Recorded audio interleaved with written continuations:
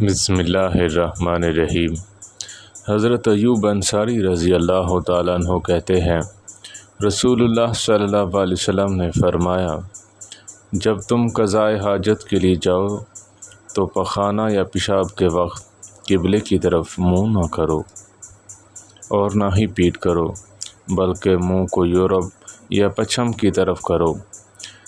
حضرت ایوب انصاری رضی اللہ تعالیٰ عنہ یہ بھی کہتے ہیں، ہم شام آئے تو ہم نے دیکھا پخانہ قبلے کی رخ بنائے گئے تھے تو قبلے کی سمت سے ترچھے مڑ جاتے اور ہم اللہ تعالیٰ سے مغفرت طلب کرتے۔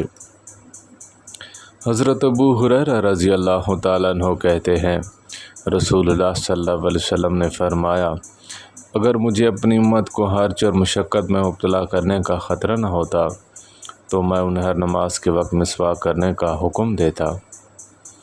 حضرت سعید بن زید رضی اللہ تعالیٰ عنہ کہتے ہیں، رسول اللہ صلی اللہ علیہ وسلم نے فرمایا، جو بسم اللہ کر کے وضو شروع نہ کرے اس کا وضو نہیں ہوتا۔ ام المؤمنین حضرت عائشہ صدیقہ رضی اللہ تعالیٰ عنہما کہتی ہیں، رسول اللہ صلی اللہ علیہ وسلم اپنی بیویوں میں سے کسی ایک کا بوسہ لیا، پھر آپ نماز کے لیے نکلے اور وضو نہیں کیا۔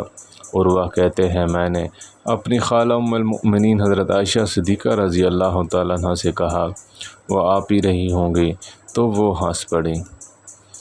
حضرت انس بن مالک رضی اللہ تعالیٰ عنہ کہتے ہیں، صحابہ کرام رضی اللہ تعالیٰ عنہما بیٹھے بیٹھے سو جاتے، پھر اٹھ کر نماز پڑھتے، وضو نہیں کرتے تھے۔ اللہ تعالی ہم سب کو عمل کرنے اور آگے پھیلانے کی توفیق عطا فرمائے۔ وآخر دعوانا الحمد للہ رب العالمین۔